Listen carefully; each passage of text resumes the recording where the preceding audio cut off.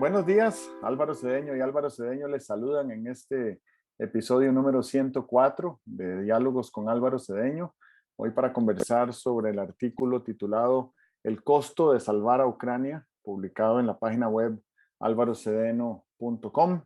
Papá, ¿cómo te afecta la guerra? Estoy dedicándole mucha atención y me produce un gran gasto de energía. Me parece que son momentos muy señalados, ¿verdad? Hace muchísimo tiempo que no vivíamos circunstancias como estas.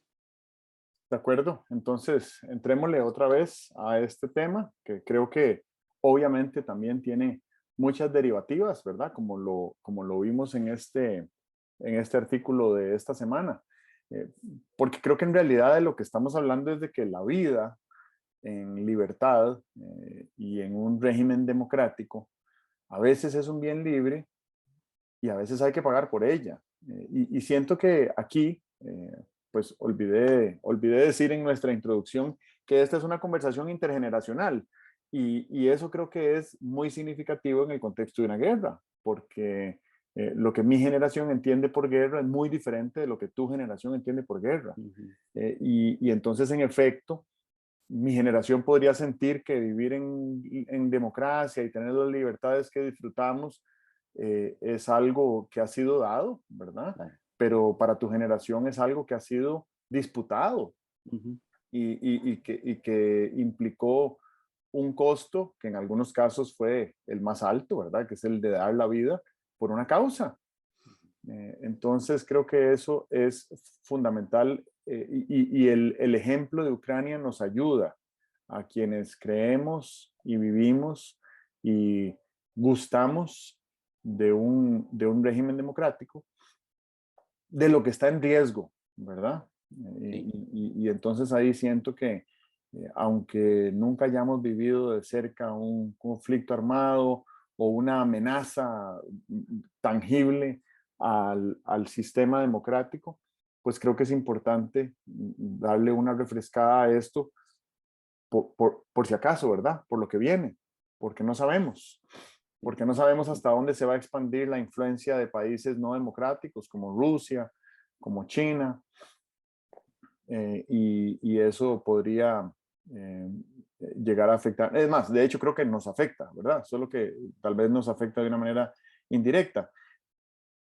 Y se presta para que nos hagamos las siguientes preguntas, ¿verdad? ¿Quiénes son las personas que deciden las reglas de juego en un país? Eh, o preguntarnos si es posible construir y sostener esas reglas sin que participen las personas que habitan ese territorio. Y cuáles serían las acciones que deberían ejecutar responsablemente los habitantes de un país. Así que con esta introducción te cedo la palabra para que nos lleves hacia adelante. Bueno, yo pienso que sobre lo primero que hay que reflexionar es sobre qué es lo que llamamos democracia y por qué generaciones, muchas, durante cientos de años, han valorado el concepto de democracia. He de decir que en estas reflexiones me guía mucho un pensamiento socollón, porque hay pensamientos que pasan como oír llover, pero hay pensamientos que te socollonean. Un pensamiento socollón de don Enrique Obregón Valverde. Eh, a mí me parece que las cosas que he oído, leído de don Enrique Obregón Valverde sobre democracia son de lo más didáctico, de lo más movilizador. Me parece que la contribución cívica que él hace con sus artículos que se refieren a estos temas es muy valiosa, precisamente por las razones que tú decías, porque uno puede eh, ver la democracia como parte del entorno consabido, ¿verdad? ¿Por qué nos vamos a preocupar por la democracia si siempre ha estado aquí y siempre estará?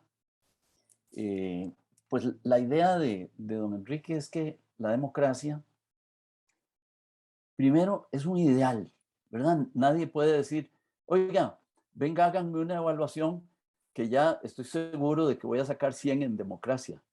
No, los países democráticos, Costa Rica es un país democrático, no pueden decir, ya llegué, vengan, vean lo que es un país democrático perfecto. Entonces, la democracia es un ideal y cuando mencionamos un ideal, yo me imagino plásticamente personas, grupos, pueblos que van caminando hacia ese ideal. Digo, van caminando, no van en tren, no van en jet, van caminando. Y caminar, todos sabemos cómo se camina, un paso, otro paso, otro paso. Y según el terreno por el que vayamos caminando, los pasos no son parejos, hay pasos más largos, pasos más cortos, hay tropezones, hay desniveles en el terreno. Me parece que así es el camino hacia los ideales.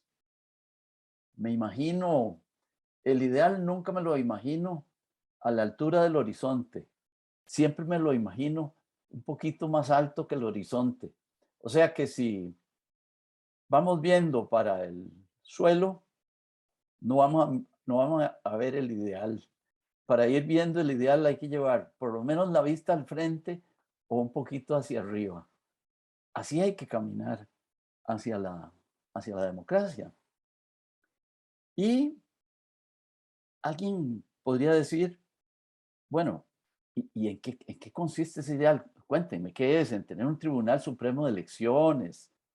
¿En tener unas eh, elecciones libres? Qué es la democracia? ¿Cuál es la esencia de la democracia? A mí me parece que democracia y libertad son un par indisoluble, ¿verdad? No puede haber democracia sin libertad. eh, y creo que tampoco puede haber libertad sin democracia. O sea que son un par indisoluble. ¿Y para qué queremos eso? Fundamentalmente, ¿para qué queremos la libertad? ¿Para qué queremos un sistema en el cual haya elecciones libres, libertad de expresión, eh, posibilidad de participar en los asuntos nacionales? Bueno, si no tuviéramos elementos de contraste, nos costaría mucho decir para qué queremos eso. Pero tenemos elementos de contraste. El elemento de contraste es un régimen opresivo, un régimen donde las libertades están coartadas y donde no hay democracia. ¿Qué ocurre ahí? Bueno, y aquí es donde el ideal pues tiene que recurrir a otros ideales. ¿Para qué es un ser humano? Un ser humano puede ser visto como un fenómeno energético, ¿verdad? Nos comemos un desayuno y ese nos lleva a producir energía para hacer nuestras cosas de aquí a la 1 de la tarde. Pero es ese el fenómeno humano. A mí me parece que el fenómeno humano tiene unos componentes esenciales. El ser humano tiene unas potencialidades, a mí me gusta llamarlas infinitas. Posiblemente lo que haya que decir son indeterminadas. No tenemos idea de dónde está el límite de las potencialidades humanas. Y el ser humano, todos los seres humanos y todas las políticas relacionadas con los seres humanos deberían tener la finalidad de que esas potencialidades se desplegaran. Y esas potencialidades necesitan para desplegarse de la libertad y necesitan para desplegarse en estos tiempos modernos de un sistema como el sistema democrático, donde haya libertad de expresión, libertad de iniciativa, libertad de asociación, donde haya respeto por el régimen jurídico local e internacional. Para eso queremos la democracia, para que se desplieguen las potencialidades del ser humano. Si alguien dice, bueno, a mí realmente, mire, no me interesa tanto eso de desplegar las potencialidades del ser humano, bueno, posiblemente esa persona pueda vivir en un sistema no democrático, pero todos los demás, los que valoramos ese despliegue de potencialidades, a todos los demás nos parece indispensable un sistema como el sistema democrático. No que no pueda florecer el ser humano en un sistema opresivo. Las potencialidades del ser humano dan como para que florezca en un sistema opresivo, pero la probabilidad de que florezca es mayor en un sistema de libertad que en un sistema opresivo. Eso es lo que me parece que está en juego en Ucrania y lo que me parece que está en juego en cuanto a la actitud que tengamos el resto de los ciudadanos del mundo sobre lo que está ocurriendo en Ucrania. Muy bien. Sí, concuerdo en que la democracia es un ideal que además es un ideal incompleto, diría perfectible, y hasta tal vez me atrevería a decir que inalcanzable, ¿verdad? Porque siempre a donde estemos en materia democrática, siempre habrá unos pasos más que recorrer. Y eso me hizo pensar en la OCDE, en la Organización para la Cooperación y el Desarrollo Económico, que reúne a 38 países que no podríamos afirmar necesariamente que esos países son desarrollados, ¿verdad? De hecho, en la agenda de los Objetivos de Desarrollo Sostenible de las Naciones Unidas, lanzada en el año 2015 y con miras a que se cumplan lo más posible para el año 2030, y todos los países somos países en vías de desarrollo, según esos objetivos, ¿verdad? Porque lo que necesitamos es transformar mucha de la forma como nos relacionamos con la naturaleza para poder hacer sostenible esa relación que en este momento no lo es. Entonces, la OCDE lo que reúne son a 38 países que asumen el compromiso de robustecer la institucionalidad y el acceso a servicios que le ofrecen a la ciudadanía dentro de un régimen democrático.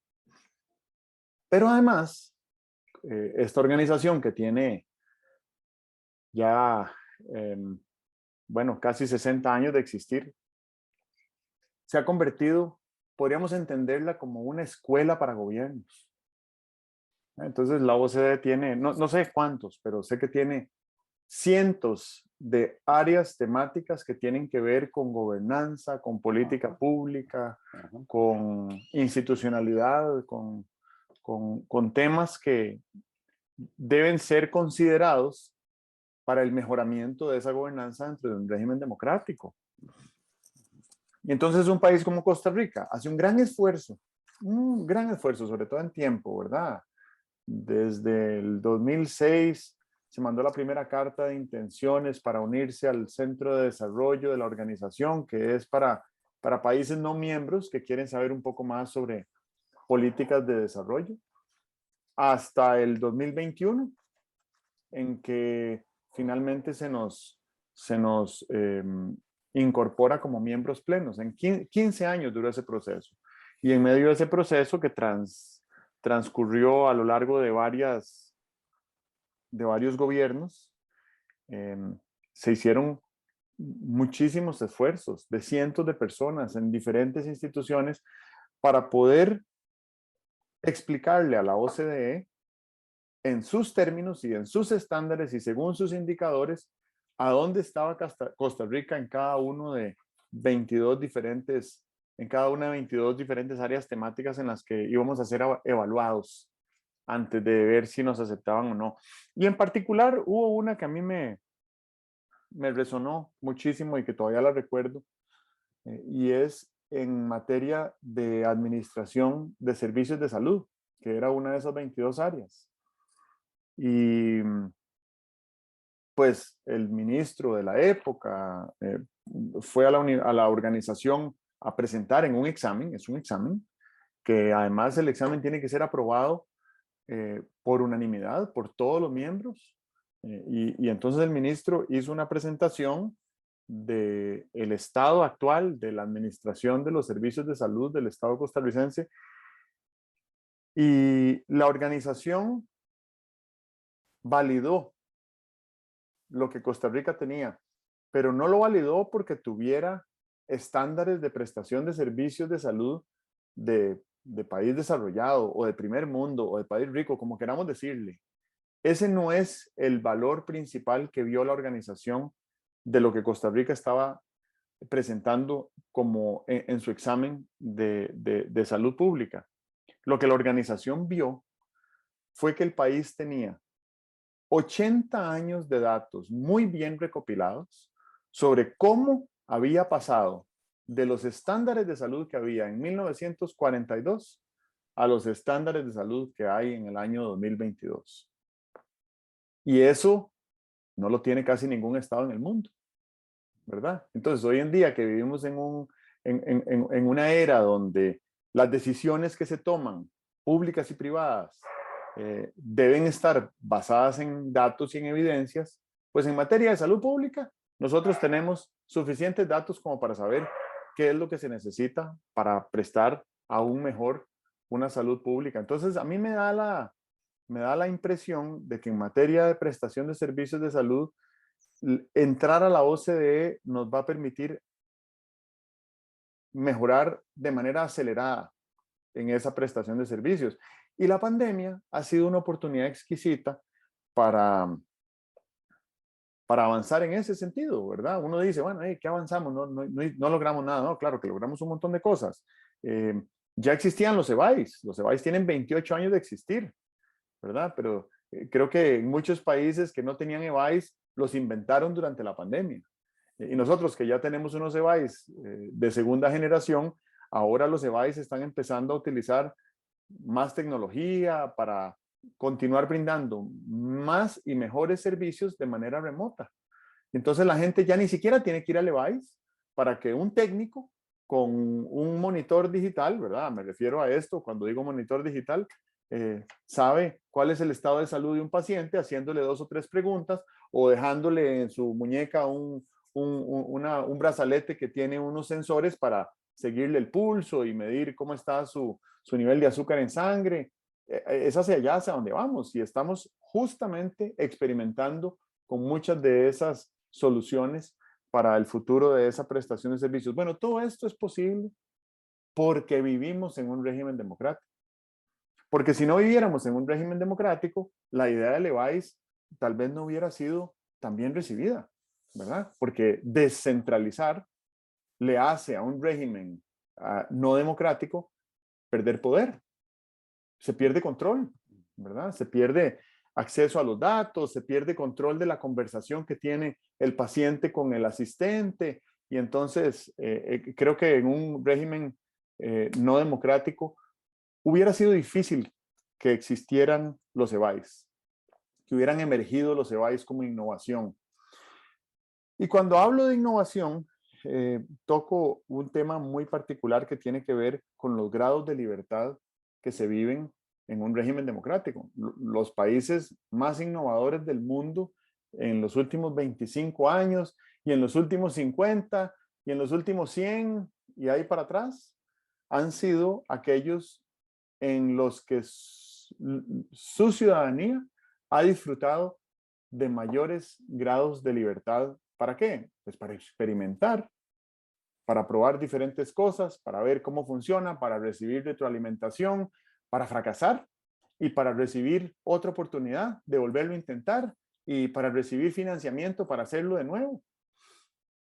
Esos han sido los países más innovadores del mundo.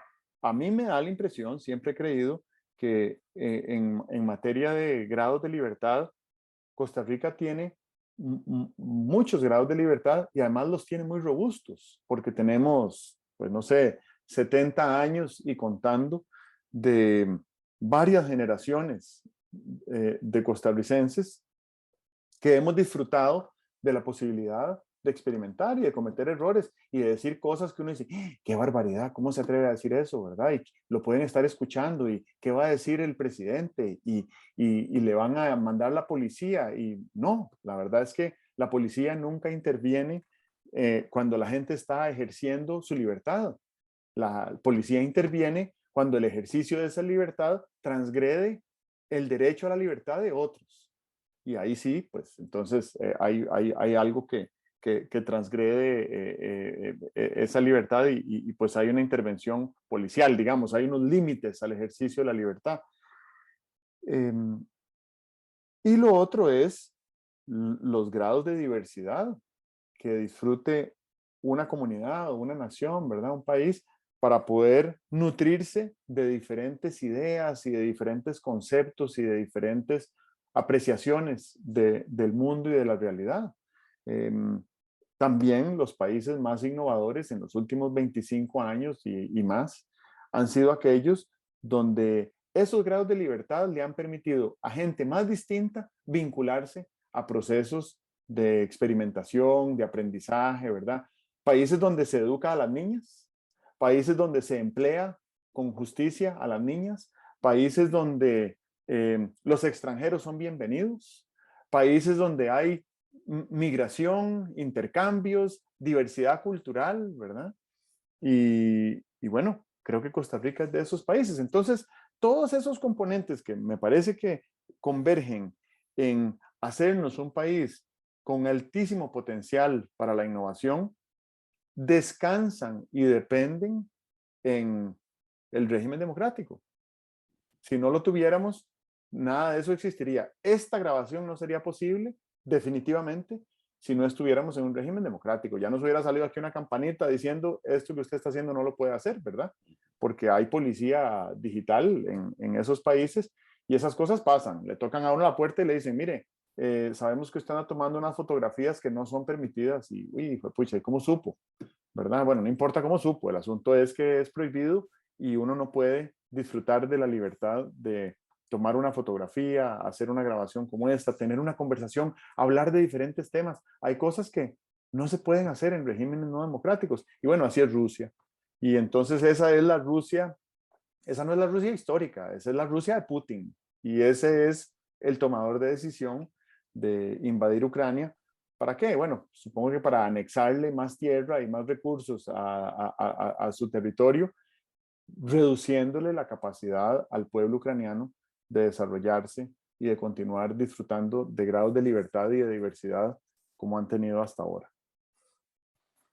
Es bien llamativo que uno define la esencia de la democracia, pero la esencia de la democracia no es lo que palpamos cotidianamente.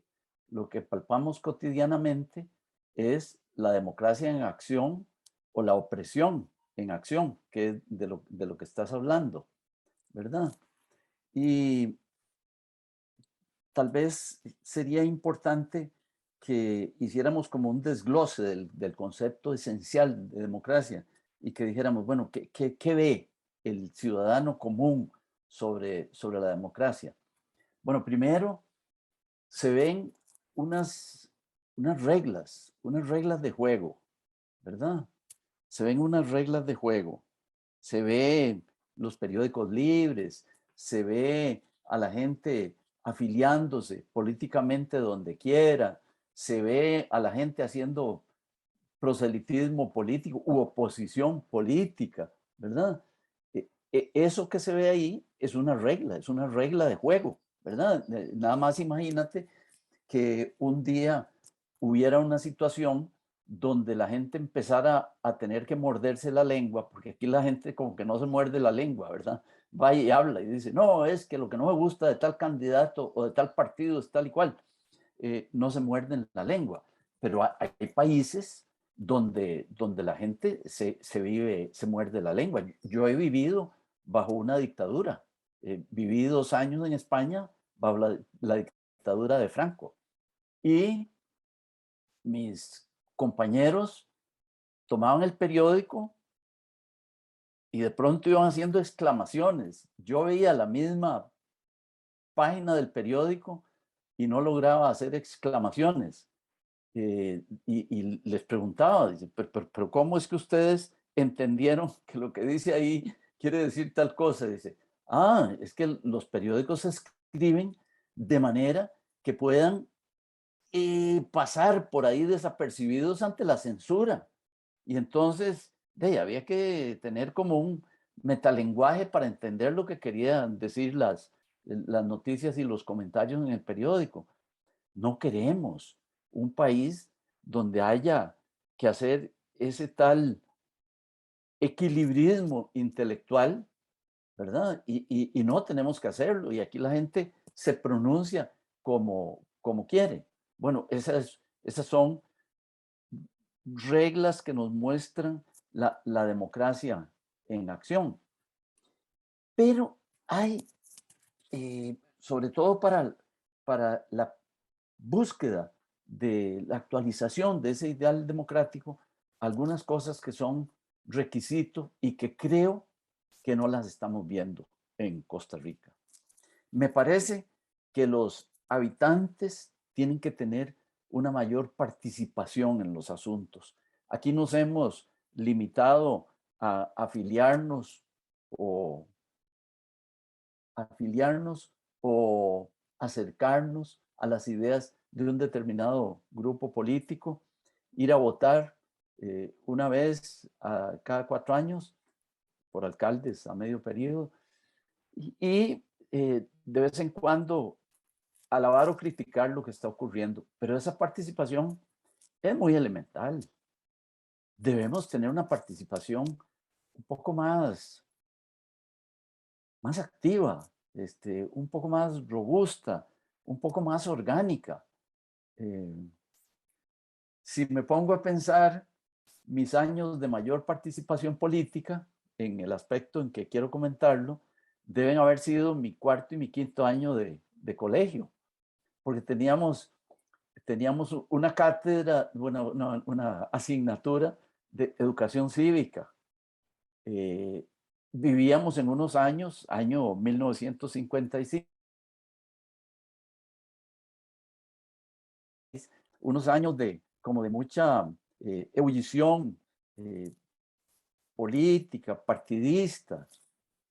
Y entonces esa asignatura era, ahora me doy cuenta, una forma de participación. Estudiábamos para el examen, pero, pero realmente lo que hacíamos era hacer un repaso de por qué Costa Rica era como era, ¿verdad? De por qué nuestra forma de vivir era como era, ¿verdad? Nuestra forma pública de vivir, nuestra forma institucional de vivir era como era. Con esto lo que estoy queriendo decir es que tenemos que volver a una participación.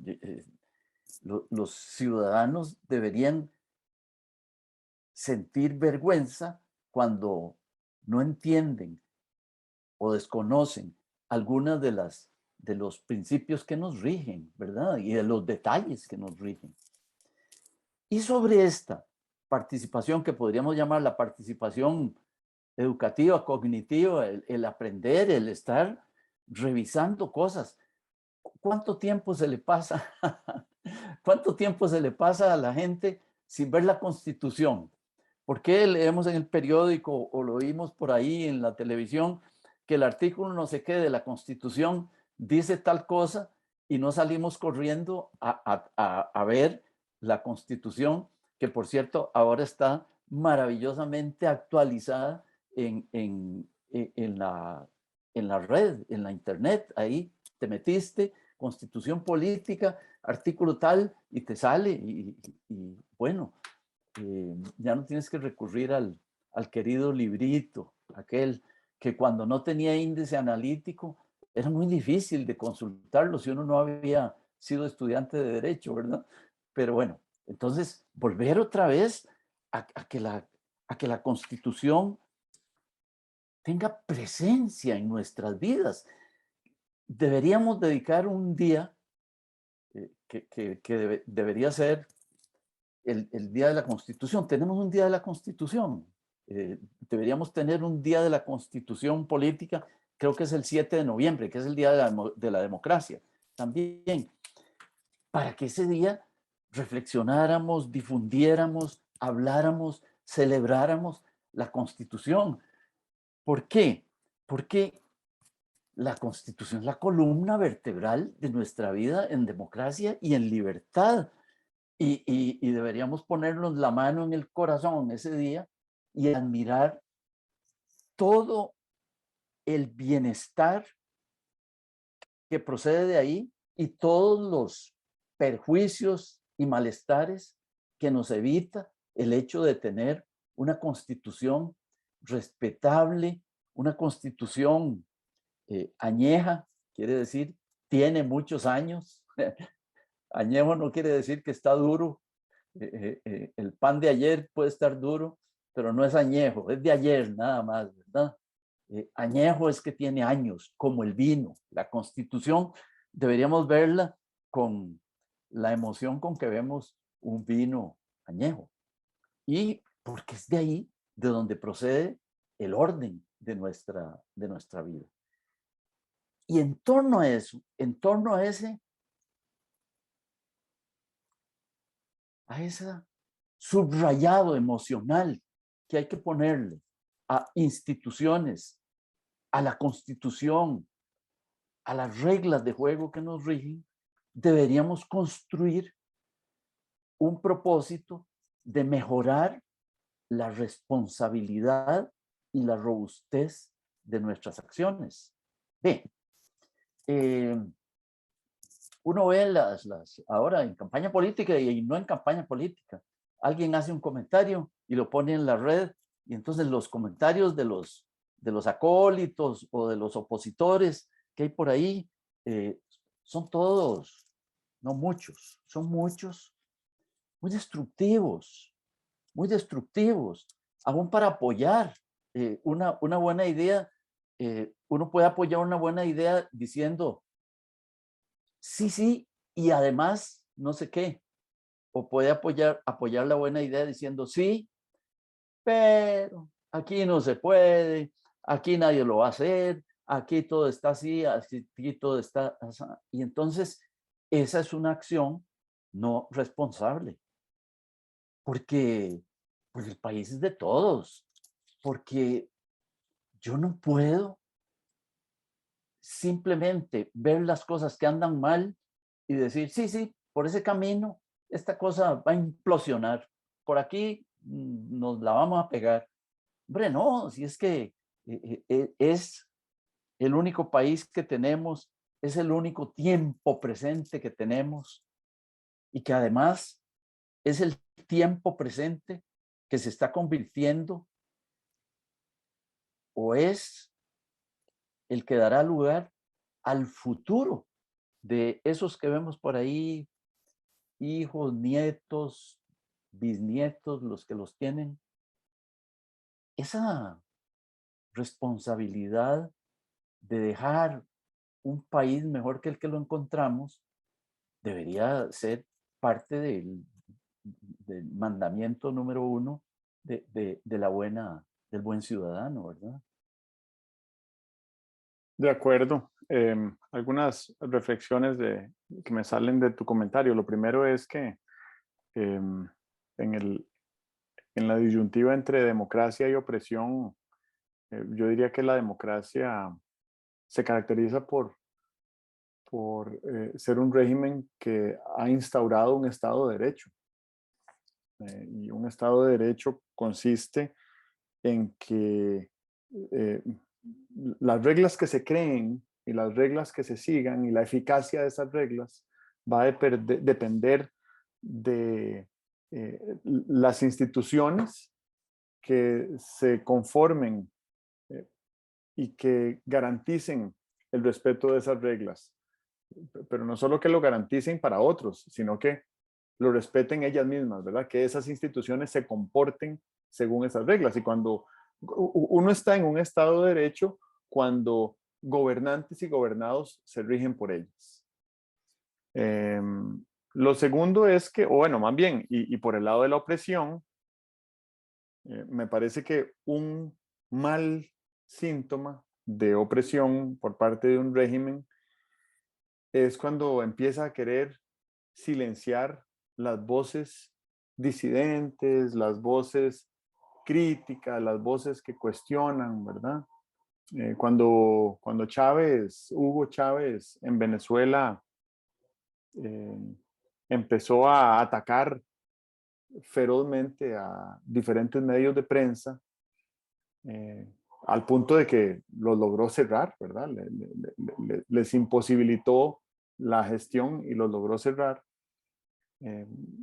Leí una vez a un comentarista decir, bueno, un comentarista, voy a decir quién es porque ya se retiró del cargo, Luis Antonio Sobrado, que era en ese momento presidente del Tribunal Supremo de Elecciones, nos alertó a la ciudadanía costarricense de que intentara callar esas voces críticas, sobre todo las que provienen de la prensa libre e independiente, es equivalente a serruchar la rama sobre la que estamos parados, ¿verdad? Uno puede hacer el gesto de serruchar y amedrentar con el serrucho y hasta serruchar un poquito, pero si serrucha más de la cuenta y la rama se quiebra, nos caemos todos, deja de haber rama, ¿verdad? Y bueno, vemos el estado de Venezuela donde la pérdida de medios de prensa hace prácticamente imposible enterarnos desde afuera qué está pasando, ¿verdad? Y si no es por un comentario ahí en redes sociales, que uno hasta entra en la duda de si eso no es verídico, pues sí, no hay medios de prensa en Venezuela, porque fueron atacados hasta su extinción. Lo otro es que cuando hablas de la Constitución, no solo es un logro romántico de la civilización, contar con una constitución, ¿verdad? Y que sea además una constitución añeja como la nuestra, que tiene casi 75 años, es además un reflejo de que eh, el mecanismo por medio del cual se creó esa constitución y lo que esa constitución creó, que es un Estado de Derecho, lo convierte en un sistema que es sostenible, ¿verdad? Yo asumo que el próximo presidente de la República asumirá funciones el 8 de mayo sin ningún sobresalto.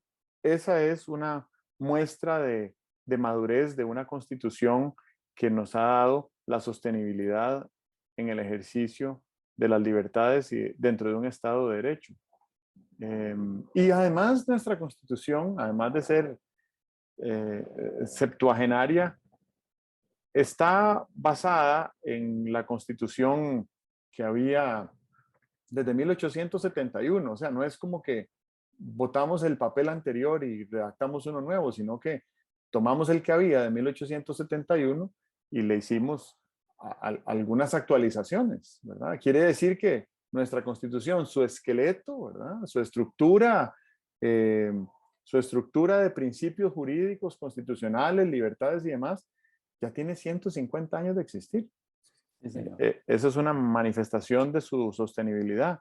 Y además me parece que esto debería de ser suficiente argumento para que muchos de sus detractores desistan de la idea de crear una nueva constitución, ¿verdad? Diferente a lo que está pasando en Chile, que el régimen de Pinochet sobrevivió o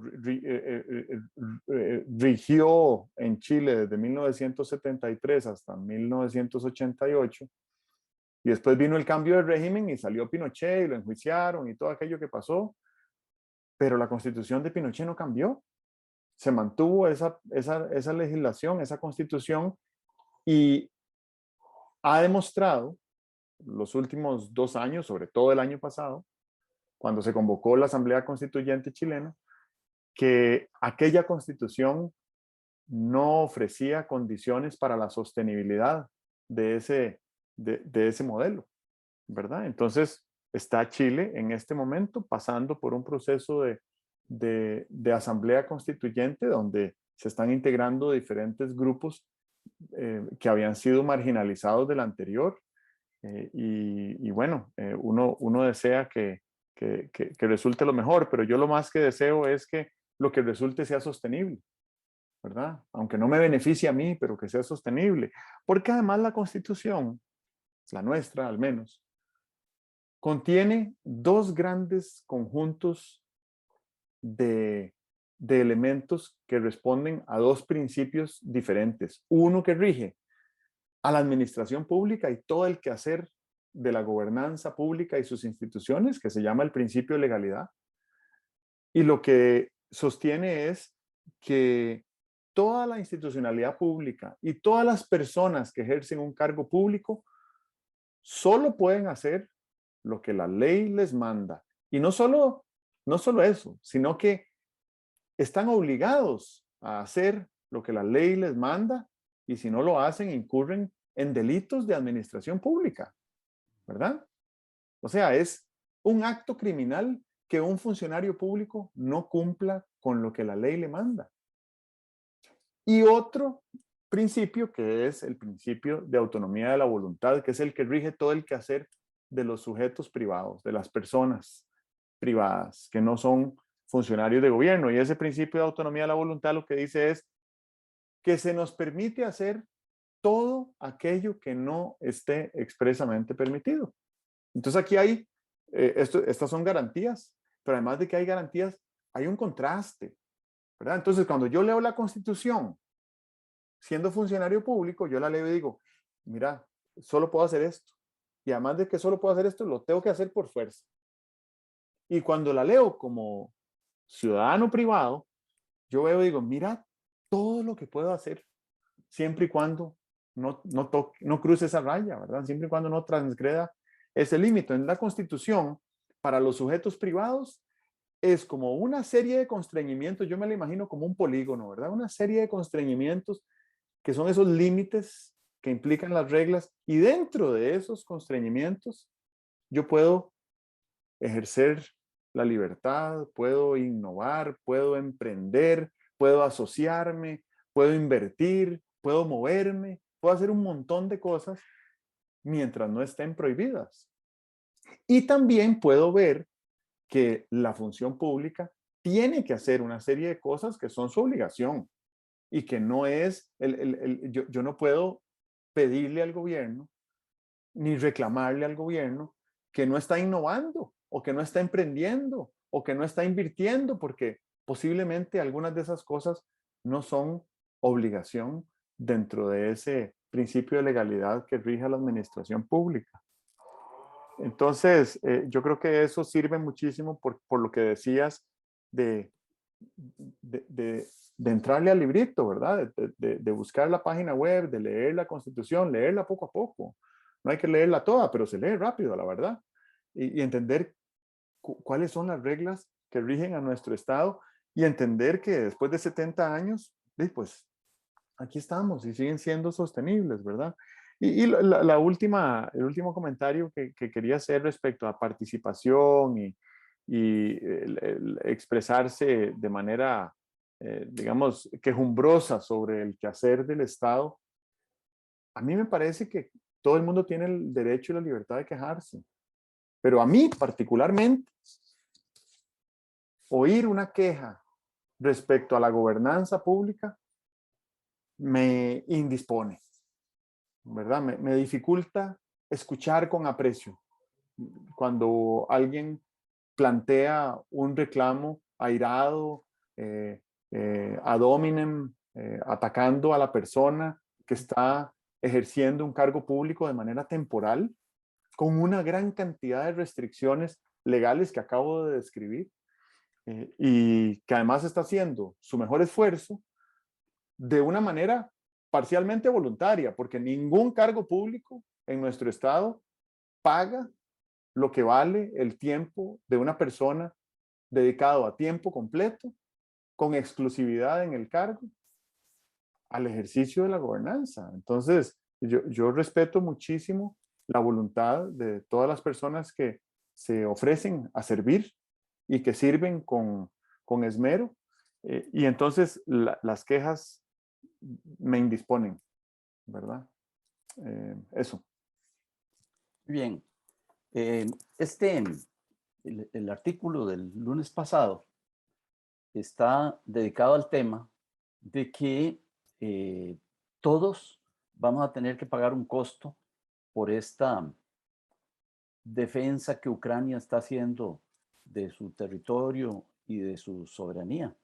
Las sanciones que Europa y Estados Unidos le han puesto al régimen de Putin van a causar un costo, están causando un costo para todos. Podemos elegir pagar de mala gana o podemos elegir darle sentido al pago que de todas maneras vamos a tener que hacer. Y a mí me parece que la forma de encontrarle sentido al pago que todos tenemos que hacer es valorar lo que está en juego en los sucesos de Ucrania. Y esta valoración de lo que está en juego debería producirnos propósitos, debería producirnos actitudes, en el sentido de mejorar nuestra participación ciudadana, mejorar nuestro involucramiento, mejorar la sensación o la convicción de que como ciudadanos no podemos ser habitantes pasivos de este país con estas condiciones, que tenemos que ser habitantes activos. No todo el mundo va a poder ser diputado. Ni tú ni yo hemos sido diputados nunca. Y la mitad de nosotros no lo seremos nunca. La mitad soy yo. Entonces, tenemos que ver de qué manera podemos aumentar nuestra participación y nuestro entusiasmo. Yo he creído que el entusiasmo que los habitantes pongan en cultivar la institucionalidad, el sistema en el que viven, eleva la barda para que los líderes to be, los líderes potenciales, se autoanalicen a sí mismos y se pregunten si son dignos de este pueblo que los tendría que apoyar, ¿verdad? Si los ciudadanos fuéramos más responsables, más activos, más conocedores, más entusiastas, eso, lo repito, eleva la barda y entonces los líderes se tendrían que medir a sí mismos y decir, yo merezco el apoyo de estos ciudadanos. Y eso desde luego que crea un círculo virtuoso, como te gusta llamarlos a ti, ¿verdad? Un círculo virtuoso. Tendríamos líderes reenfocados.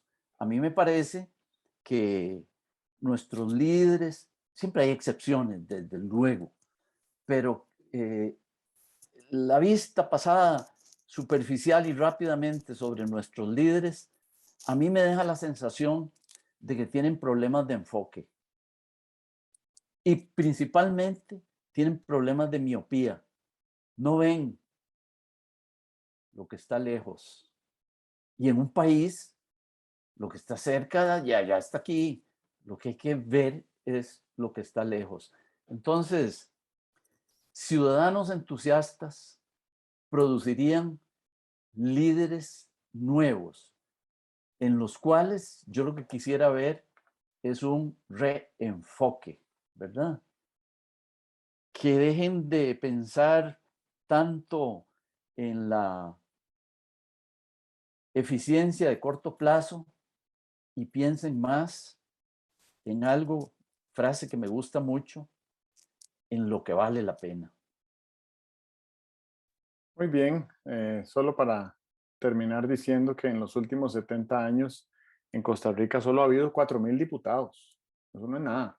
Y muchos repitentes. Entonces, sí, nuestro trabajo como ciudadanos es participar de otras formas.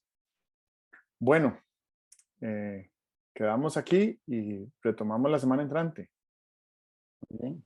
Que estén muy bien. Bueno, bueno, de acuerdo. Hasta luego.